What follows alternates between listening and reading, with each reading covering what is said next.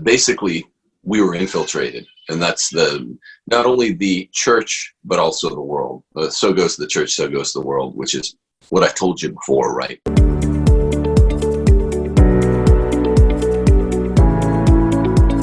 Missing Post TV, we're on now with Timothy J. Gordon, who's the author of the book Catholic Republic, Why America Will Perish Without Rome, and also he co-author with his brother David Gordon of this book, Rules for Retrogrades, 40 Tactics to Defeat the Radical Left. And Rules for Retrogrades is a book that's very popular on Amazon. You can just tell it's got, oh my gosh, about 75-star reviews. It must be great reading.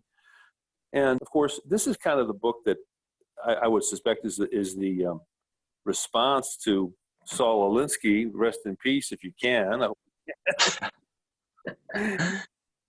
And who, as many know, he wrote the book Rules for Radicals, and he dedicated it. And this was symbolic. I was just a one-off. It's just something crazy he did after he had a few beers. He dedicated it to Lucifer, that book. And I don't know about you, but I think that's pretty indicative of exactly where the book was headed and what it was intended to do: destroy America, which is, again, getting back to your first book about America being a Christian republic. It definitely requires somebody to take up the response, and vigorously so. So just give us an idea, if it's possible, Tim, in a couple minutes or less, give us an idea of the moral, sociological landscape of America that makes this book so apropos. Rules for Retrogrades. I appreciate it, Bill. The idea is that anytime there's an attack on the church, the ramifications are felt not only in the church but in the world. If it's the one true faith, it follows from reason that it's the one true faith of the world. See, we don't think of things like this anymore. We don't tend to think in the terms of Christendom, whereby, as Catholics, we are the one holy apostolic faith that's Catholic for the entire world, lowercase c. But that's the fact. Christendom has been divided after the Protestant Reformation and all that. So now we just tend to think of ourselves as a one minority type of Christian among 39,000. Thank you very much, Martin Luther. That's not at all accurate. Roman Catholicism is the one true faith of the entire world. Every person should be united as part of the family of God, children of God, sacramentally united. That's not the case. Nevertheless, we wish it were the case, but it's not.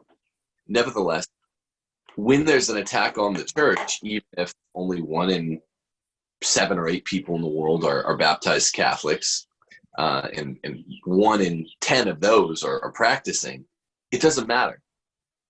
When there's an attack on the one true faith, it's an attack on the world. And that's where secular humanism comes from.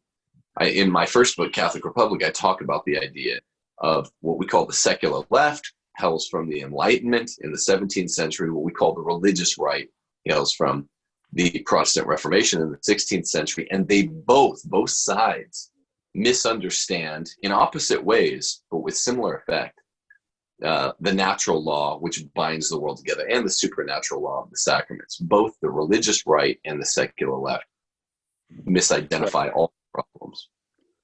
Right. So basically, the whole idea of Christendom is almost practically totally ignored, especially by those who wield power, and it leaves us in a situation where, hey, we have to take things into our own hands. Us lay people have to take things into our own hands and man up and get on the ramparts and begin to do something about this absolute melee that's taking place in all countries practically. Right now, that demands an energetic response. It demands that we be, as like you say, classically masculine. And before I get into that topic, which is fascinating and much needed, Um, Give us an idea that, first of all, just a little background on how the heck we got like this in the past 75 years. Well, it depends how you mean. How did we become socialist? There's an account there. How did we become feminist? There's an account there. How did we become secularized? There's a separate account there. I'll give you just a sort of one-off for each of those. And let me ask you a question. Don't you think that it's actually all part of the process? The devil wanted all this to take place. He used feminism. He used Marxist university professors. He used Marxist ideologues forming public policy. And he just used different tools at different moments and various tools at the same time. Sure. Yeah, I mean, basically, we were infiltrated. And that's not only the church, but also the world. So goes the church, so goes the world, which is what I told you before, right? The archetype is always the church and the world. So go ahead. But I figure my little impish interruption, but go ahead. So it's an apropos analogy. But most people are interested in looking at California if we're going to run with their analogy, on election years or general election years. There's a kind of general interest. The interesting thing, it's actually not interesting to most people, is the interesting fact, is that no one wants to look at the church. No one wants, because in the post-Enlightenment era, when, really everything after the French Revolution, when the world became not the realm of Christendom, but the secular domain, religion got bracketed, including the one true faith, all the fake religions too. But the one true faith, with all the fake religions, got bracketed and pushed to a corner of obscurity in the affairs of the world. And that's simply not how we're supposed to think of things. With the one true faith, it's supposed to be the center of life, right? Go to a little medieval hilltop village in, I don't know, like Assisi or something in Italy. Yeah. The tallest building is the chapel. So since the French Revolution and the Enlightenment, the world is now living outside of the sight of God for all intents and purposes. Still with lots of the trappings of God, like we kind of want, even the secular leftists a lot of times want natural law insofar as they want their natural rights. But they can't trace to the source. Don't ask about the source. They love rights. Well, they'll tell you the state. What's that? Yeah. They'll tell you the state. Sure, there's some kind of surrogate headwaters, but the point is they don't want to get to it. So the state of the world in the 21st century is, whether we're talking socialism, feminism, which all infiltrated Christianity and now infiltrated the world. The state of the world is that no one wants to acknowledge the legal fiction of rights, that we get caught in this rights badinage.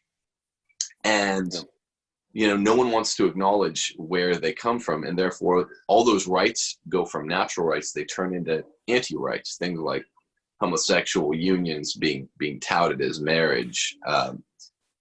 Basically all the natural rights have been inverted. The right of life is now kind of a right of death, the right to euthanize and abort.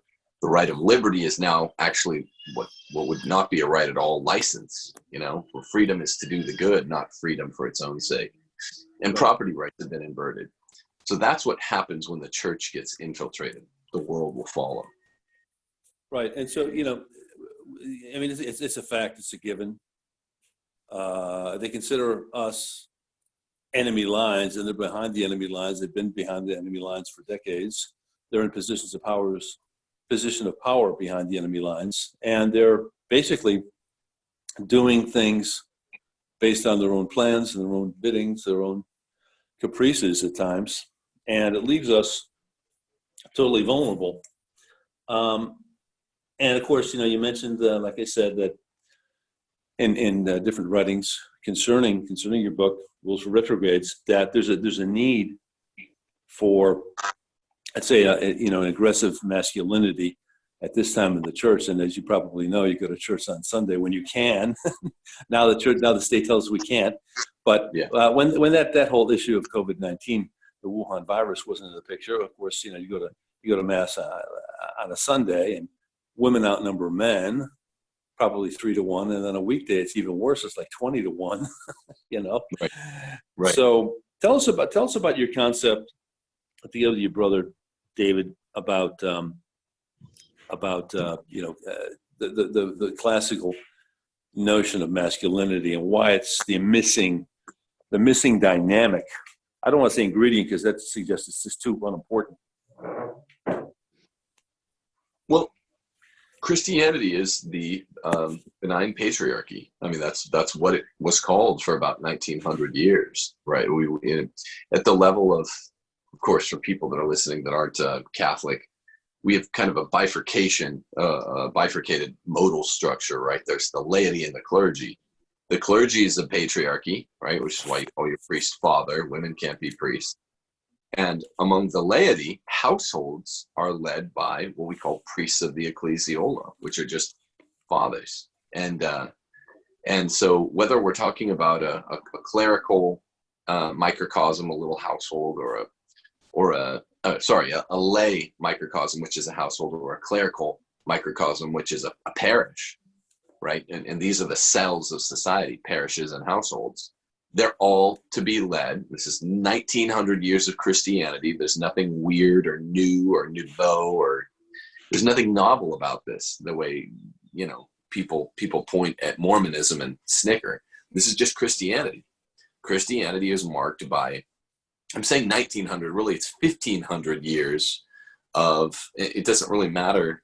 We don't have to bracket off the Orthodox even after the Great Schism, because all around the world, cities were made up of their cells, which were households, which were led by laity fathers, and parishes led by clergymen, led by a pastor.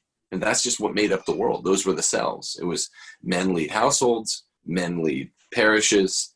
It's consistent with nature. It's consistent with the supernatural sacraments.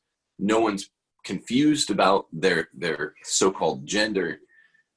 Everything worked, right? Nothing was perfect. There's still sin, but we didn't have the fundamental confusion all around that we have when we have over the last 100 years, really over 100 years. It's about 150 years from first wave feminism to now, that there's been a push by the radical leftists to confuse everything, make women into leaders, which is not what women are meant to do, which is why there was no matriarchy at either the lay level or the clerical level.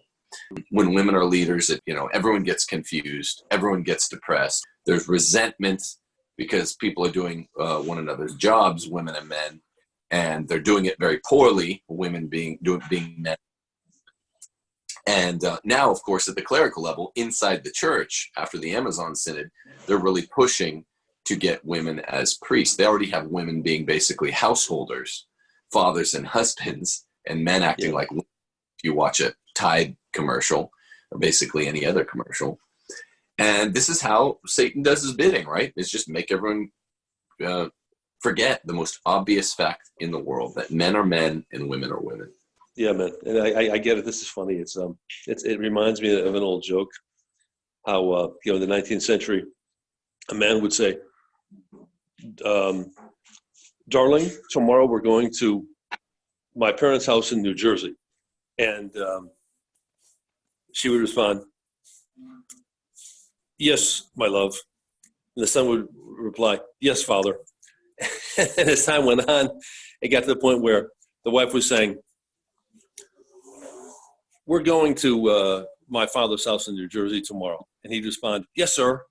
And the son would reply, yes, sir. It's true. I missed all the subtleties of it was actually a pretty funny joke. But anyway, the idea is, I think, is applicable because men have become house husbands. I mean, an actual figure that exists because, why? Because they're married to high-powered, no-nonsense women who take charge, empowered women, yeah. Right. Okay. So you can't have two presidents. You can't have two captains of a ship, and you sure as heck can't have two people in charge of the household, because it just makes everything utterly chaotic, and somebody's got to give way. And usually, and this is controversial, usually women have tremendous talents, but they tend to be slightly unstable. Is that something that's recognized in rules for retrogrades? So act accordingly. Tell us about the differences between men and women, Tim. I know you've got a very I just love the example of your wife Stephanie, who has a Twitter handle. What's her Twitter handle again? By She's the actually way, writing that into a book now. That Twitter handle. It's Ask Your Husband, and she's off Twitter now. Yeah, I had her get off Twitter because it's too. I saw that. I was looking at some of that stuff. They people get so aggressive and so into vilification and denigration and that's just the idea. Like my wife's got a lot. She's got a lot to offer. She's really, really smart. Now we're on summer here. She's no longer homeschooling the kids. She's got a break. So writing a book's a great alternative. People say, well, this is kind of a prefatory note. What about women like your wife that are really great? It's like, well, men are natural born leaders. Even if they're not leading great armies like General Patton, they're leading their families, and men love that. It's an adventure to be a leader. Women are natural born followers in the sense of being second in command. And so, no, women are not unstable when they know, hey, I married this guy, this general, and I'm second in charge. I'm going to back him up to the kids. He'll back me up to the kids. But yeah, women only are unstable when they try to act like leaders, Bill. So that's people will ask then, well, if your wife's not a leader, why is she writing a book? There is a lot in the extraordinary circumstances of our feminist-led day that actually kind of does require a feminist voice. Now, me and Dave also wrote another book that's being edited right now called No Christian Feminism. That's going to be a big one, where we it's like 650 footnotes from the magisterium, brain studies on fetuses.